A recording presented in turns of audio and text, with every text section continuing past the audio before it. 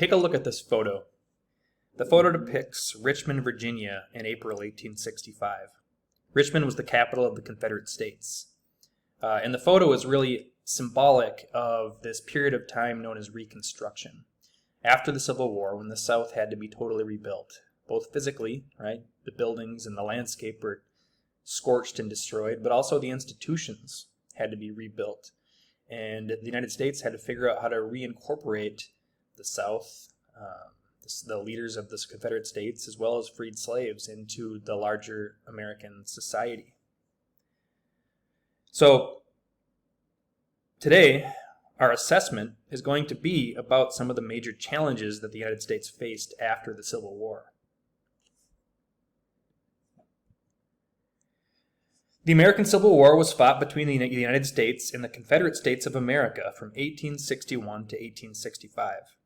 Disagreements about slavery were a central source of the increasing political unrest and disunity in the country that led to the war. These disagreements largely followed sectional lines. Many white Southerners, both slaveholding and not, supported slavery, while many Northerners opposed slavery. The United States defeated the Confederate States of America. Reconstruction refers to the period following the Civil War between 1865 and 1877.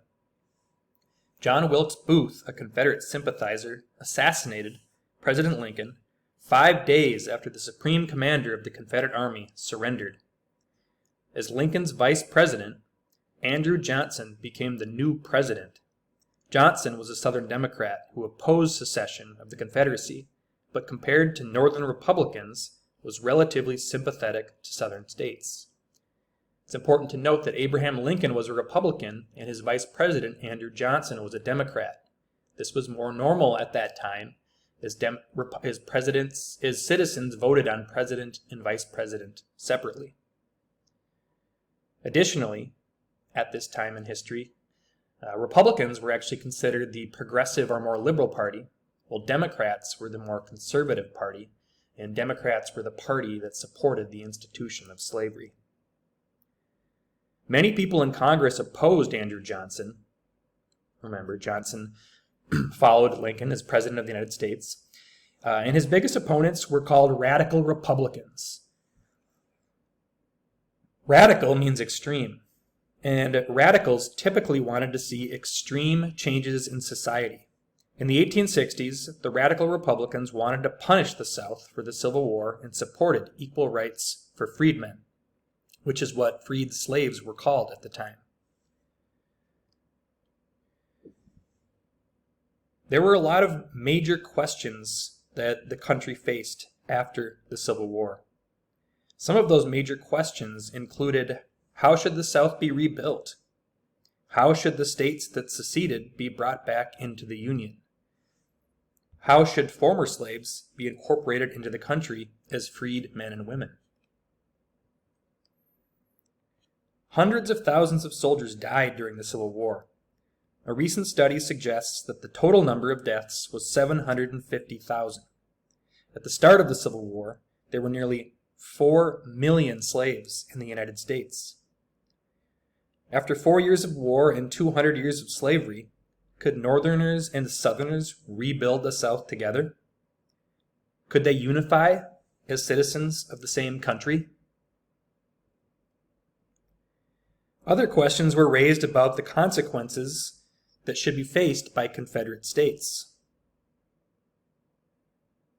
Should people who fought against the United States be recognized as citizens? Should they be punished? What should be done to the Southern state governments that fought against the United States? Just before the Civil War, there were about 4 million enslaved people in the United States. For over 200 years, black people in America had been systemically dehumanized. As slaves, they were considered property, and as such had no legal rights. In 1857, the Supreme Court ruled in the Dred Scott case that all African Americans, whether enslaved or free, could not be citizens.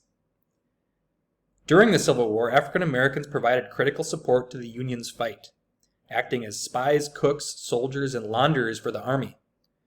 Black soldiers made up 10% of the Union Army, half of whom were free Northerners, and half of whom were Southerners who escaped to Union lines. They were often assigned the hardest, most dangerous work, and usually suffered far worse than white soldiers when taken prisoner by the Confederate Army. How would freed men and women be treated in the Southern states?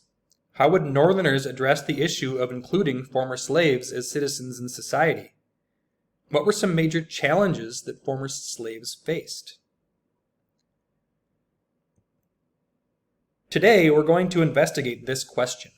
Why was the radical Republican plan for Reconstruction considered radical? The radical Republicans had many radical ideas about how the South should be rebuilt and how freed slaves should be reincorporated into society. Today, you're going to be presented 3 documents. One of the documents is from a man named Thaddeus Stevens, who was a radical Republican who served in the House of Representatives from Pennsylvania. You're going to take a look at a speech Thaddeus Stevens gave to Congress on March 19, 1867. Congress is the representative body of elected government officials that Thaddeus Stevens was a part of. The second 2 documents are from President Andrew Johnson, remember, who was the President of the United States from 1865 to 1869. The first document is from a campaign speech. A campaign speech is a speech that a politician gives to people to try to convince them to vote for him. The second Andrew Johnson document is from a speech that Johnson delivered to Congress in March of 1867. You will use those 3 documents to answer the guiding questions, of which there are 6, and to write one paragraph in response to the following question. Why was the radical Republican plan for Reconstruction considered radical? That will be your summative assessment for this unit. You will be graded on your answers to the questions as well as your paragraph. However, the paragraph is worth 12 points, and most of your time should be spent there. With that said, I don't want you to write too much. Think about the example I showed you last week, right? That was about 350 words.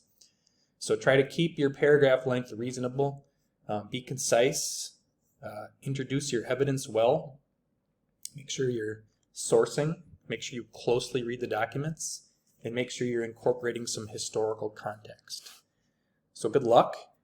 I will be available on Zoom if you have any questions.